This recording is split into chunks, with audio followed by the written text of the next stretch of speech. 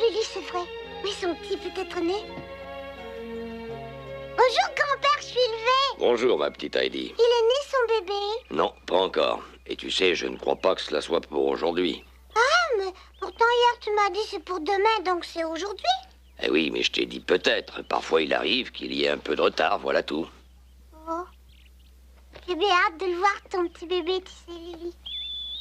Oh, c'est Pierre. Bonjour Heidi, ça va? Bonjour, Pierre. Je ne sais pas, il paraît que Lily n'aura pas son bébé aujourd'hui. Oh.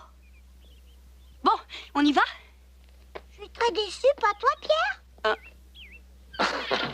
Il n'y a pas de quoi être déçu, voyons, ce ne sera plus long maintenant. Tu crois?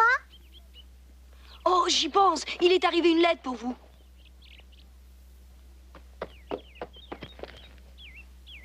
Mais elle n'est pas pour moi, cette lettre. C'est pour Heidi. Pour moi? Oui. Tiens. Qui peut bien m'écrire? Claire Gérard de Francfort. Oh, c'est bien vrai, c'est bien pour moi. Oh, youpi, c'est une lettre de Claire. Youhou, c'est une lettre de Claire.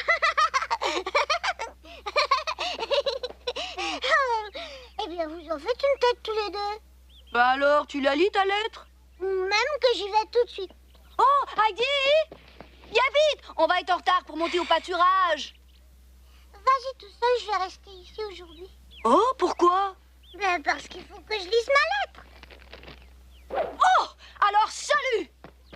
Bon, chère mademoiselle Heidi. Quoi, mademoiselle Heidi? Mademoiselle, as-tu fait bon voyage? J'espère que tu vas beaucoup mieux depuis ton départ et que tu as retrouvé avec joie tous tes amis. Papa est reparti, il est occupé comme d'habitude avec ses affaires. Ici, il n'y a pas grand-chose de nouveau. Tout est bien triste depuis que tu es parti de la maison. Je passe le plus clair de mon temps avec Mademoiselle Rougemont. La vie avec toi était si gaie, tout est ennuyeux maintenant. Monsieur Auger vient toujours donner ses leçons. Je ne sors jamais, sauf dans la cour quelquefois. La maison me paraît si vide sans toi. À tout moment, il me semble entendre tes rires, mais hélas... Je suis seule, Heidi. J'étais tellement heureuse quand tu étais là.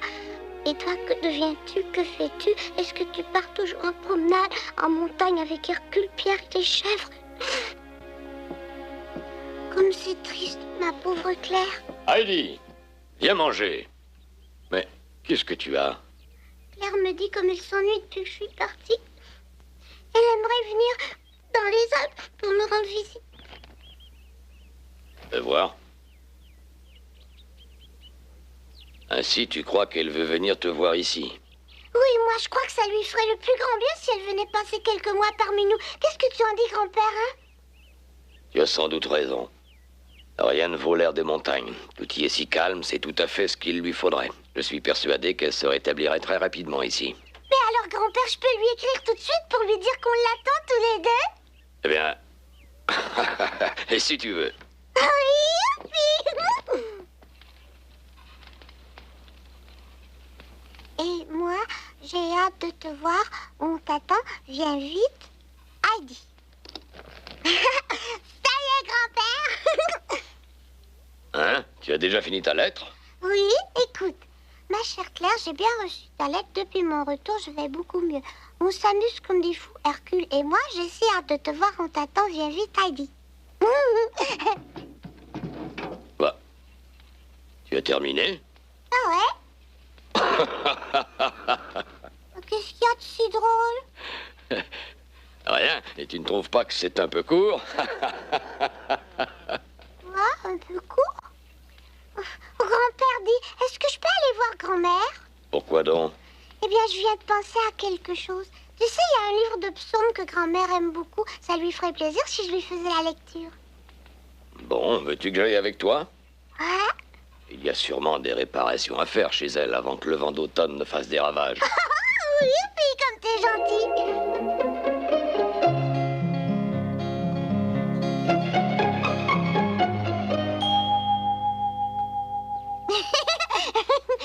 Il faut pas effrayer grand-mère en tapant avec ton marteau. Attends que je la prévienne avant de commencer. D'accord. Bonjour, grand-mère. Oh, c'est bien toi, Heidi. Je suis contente que tu sois là. Grand-père est venu lui aussi. Hein? Ton grand-père est là? Oui, il vient réparer la maison avant que le mauvais temps arrive. Oh, tu peux faire de bruit. Bien, Comme vous êtes bon. Merci, oncle de l'Alpe. n'est rien.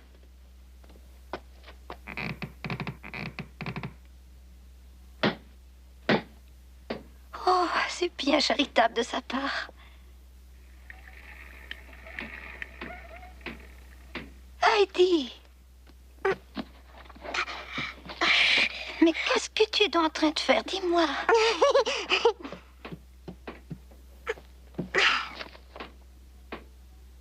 Le Seigneur est mon berger, rien ne saurait me manquer.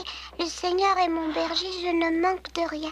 Heidi, comment? Mais alors tu sais lire? Oui, un peu. Oh mon Dieu! Est-ce que tu te rends compte, Brigitte? Oui. Heidi, s'il te plaît, recommence, ma chérie, ces psaumes sont si beaux. Attention alors. Le Seigneur est mon berger, rien ne saurait me manquer. Le Seigneur est mon berger, je ne manque de rien. Sur les prés d'herbes fraîches, il me fait reposer vers les eaux du repos. Il me mène pour y refaire mon âme. Il me guide par le juste chemin pour l'amour de son nom. Passerai-je au ravin de ténèbres, je ne crains aucun mal. Près de moi, ton bâton, ta houlette sont là qui me consolent.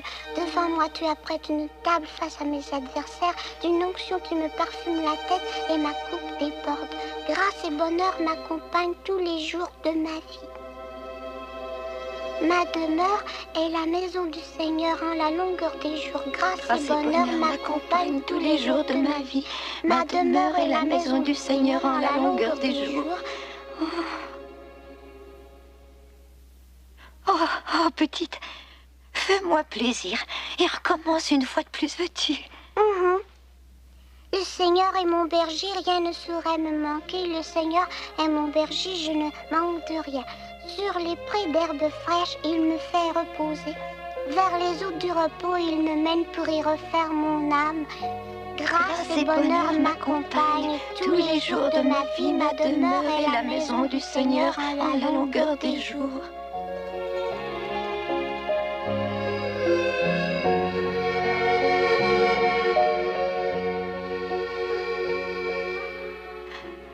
C'est si beau, Heidi, merci. Il y avait si longtemps que j'attendais ce moment, je n'avais plus aucun espoir qu'il se produise. Et voyons, grand-mère, donc je vais t'en trouver un autre. Heidi? Hein? Oui, il faut que je m'en aille maintenant, grand-mère. Grand-père m'attend, tu sais. Oui, je comprends. Eh bien, va tout de suite, mais tu reviendras bientôt me voir. Oui, au revoir, grand-mère. Au revoir, Heidi. Au revoir, Brigitte. Au revoir, à bientôt.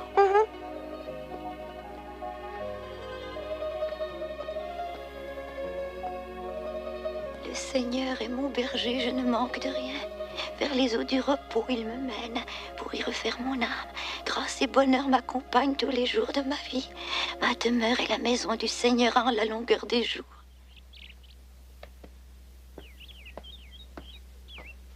Heidi, j'ignorais que tu savais lire à présent. Qui donc t'a appris? Oh, j'ai eu du mal. Même le précepteur de Claire n'y arrivait pas. Voyez-vous ça? Mais alors, qui est-ce qui t'a appris? C'est la grand-mère de Claire qui m'a donné un beau livre. Oh, mais au fait, je l'ai dans ma valise, ce livre. Qu'est-ce que tu dis?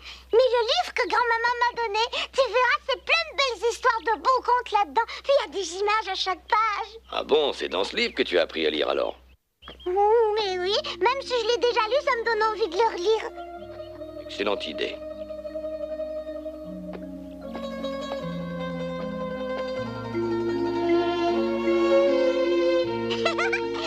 Hop là.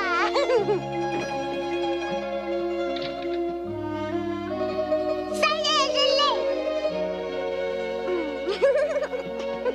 Regarde, le voilà, grand-père. Tu vois, j'ai appris à lire dans ce livre. Fais voir.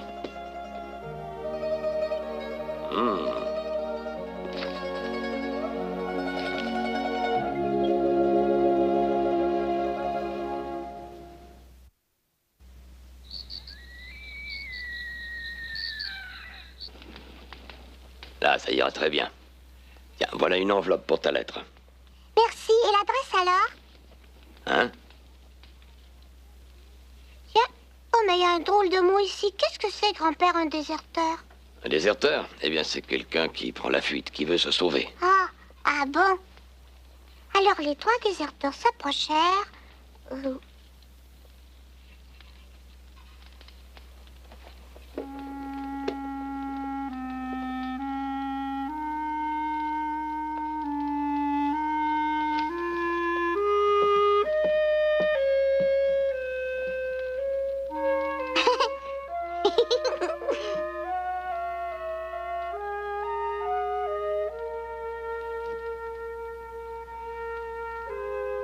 Heidi, est-ce que ça te plairait d'aller à l'école?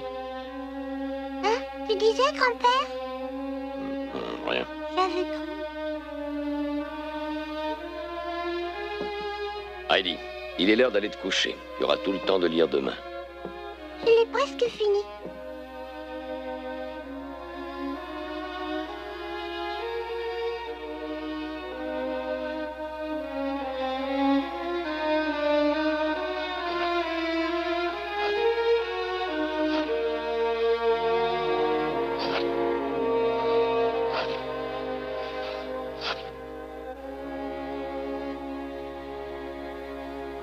C'est ce qu'il y a de mieux à faire.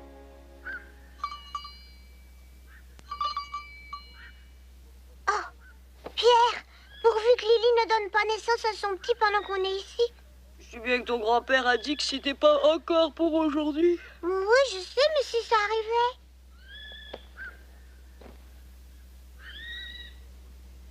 arrivait. Hein? Vous voulez la louer? Oui, j'aimerais louer pour l'hiver la maison mitoyenne à la vôtre. Elle est vide, je le sais. Ça alors, si je m'attendais à une telle demande? Vous me la louez ou pas? C'est tout ce que je veux savoir. Oh, je veux bien vous la louer, ma maison. Mais comprenez-moi, vous n'êtes pas la seule personne qui soit intéressée. J'aurai l'argent nécessaire. Ah, ça, à vrai dire, il s'agit d'une autre histoire si vous payez d'avance. Comme j'ai besoin d'argent avant l'hiver, je vous la loue tout de suite. Vous pouvez avoir confiance. Il y a une de mes chèvres qui doit mettre bas ces jours-ci. Je vendrai le chevreau et vous paierez. Bon, alors dans ce cas, je suis d'accord pour vous la louer. Alors, marché conclu. Marché conclu.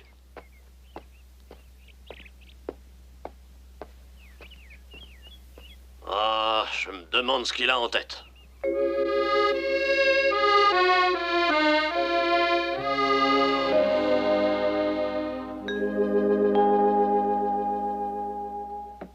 Grand-père n'est pas là. Il est sans doute allé au village. T'as raison. Je vais voir Lily. Lily, je suis de retour. Bon, moi j'y vais. Pierre, viens d'en voir une petite minute. Fais vite, on dirait que Lily est malade. Cesse de t'en faire. Viens, je te dis. C'est bien ce que je disais. Elle est à la veille d'avoir son chevreau, c'est rien de grave. Oh, tu crois? Oh, voilà grand-père. Je suis de retour. Qu'est-ce qui se passe? Heidi croyait Lily malade, mais c'est juste le chevreau qui va venir. Ça va être pour ce soir. Demain matin ou plus tard. Tu vois, je te l'avais bien dit. Alors le bébé, c'est pour très bientôt. Oui, tu es contente? Comment il sera le bébé de Lily?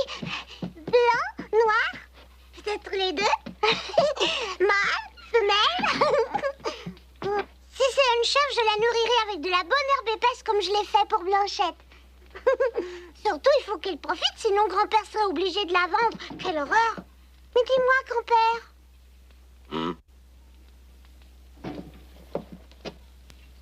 Tout à l'heure, c'est pour acheter du pain que tu es descendu au village? Oui, c'est ça, oui. Tiens, mange, ma chérie. Justement, je meurs de faim.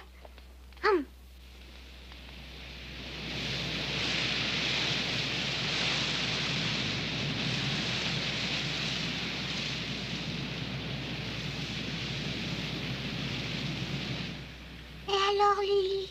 Allons, un peu de patience. Bon.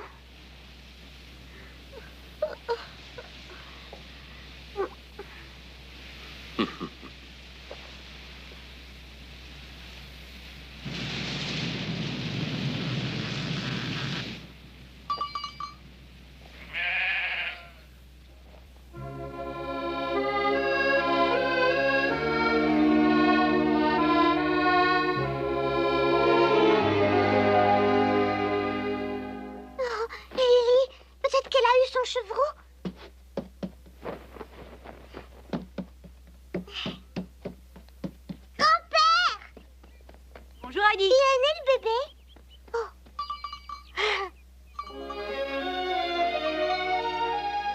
qu'est-ce qu'il est mignon.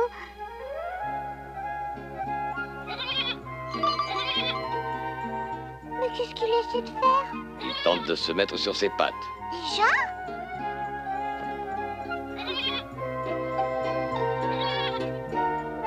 Allez, encore un petit effort. Bientôt tu vas être debout. Courage, tu y es prêt. T'as réussi.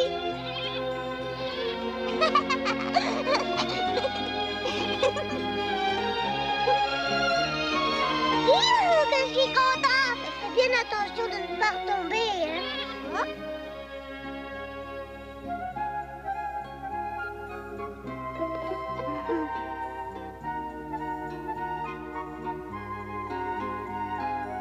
Dis-moi, grand-père, c'est un mâle ou une femelle?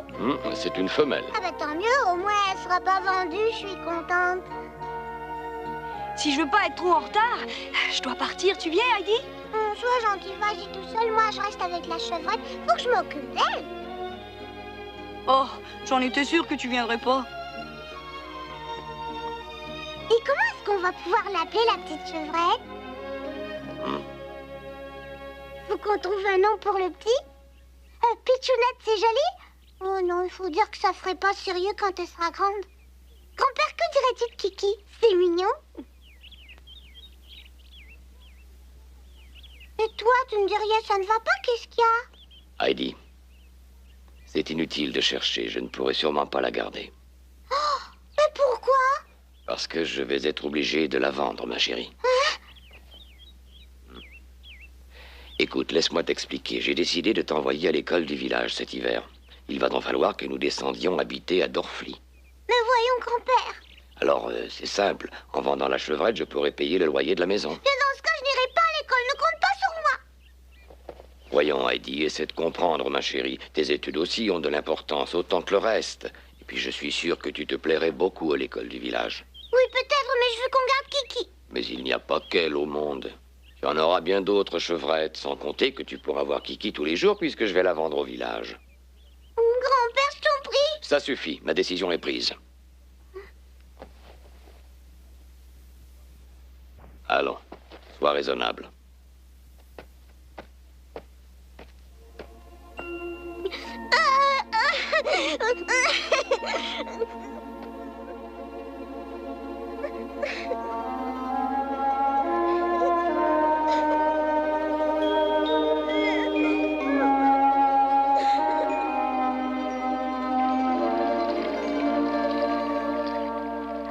Hein?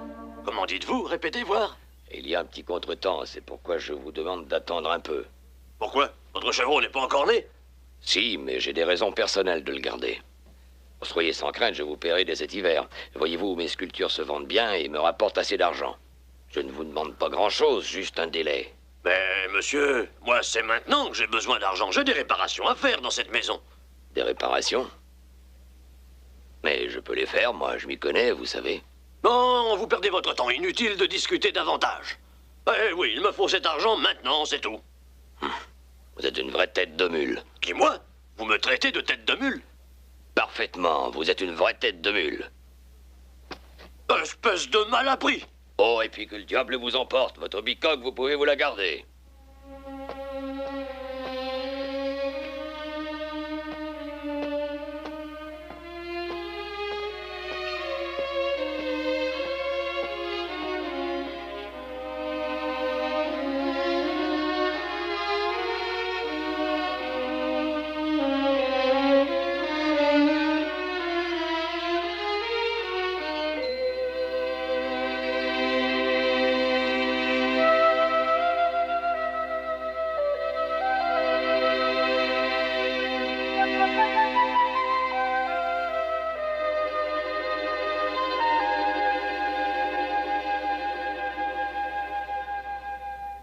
On ne sera pas vraiment séparés. On pourra quand même se voir tous les jours. Et on ira ensemble au pâturage. Et tu verras, même cet hiver, on se retrouvera au village, toi et moi. Je t'en prie, dis-moi que tu comprends. Heidi, Oh oui, grand-père? tu n'as plus à t'inquiéter. Nous allons la garder. Oh, c'est vrai? Alors, on va rester ici cet hiver? Non, on descend quand même au village. Mais je croyais J'ai trouvé une autre maison. Elle est vieille et délabrée, mais il n'y aura pas de loyer à payer. Oh, je suis si contente. À Dorfli, tu pourras te faire des amis. Et puis l'hiver est moins dur au village. Il y fait beaucoup moins froid. Bon, dans ce cas, il faut que tout le monde vienne, tu veux bien dire? Bien sûr, c'est promis, ma chérie. Youhou, merci, c'est le meilleur des grands-pères. Ah, mais il faudra que j'aille au village réparer la maison. Et pendant ce temps, il faudra que toi, tu te charges de Kiki. Tu es d'accord? Bien sûr, grand-père. Youhou.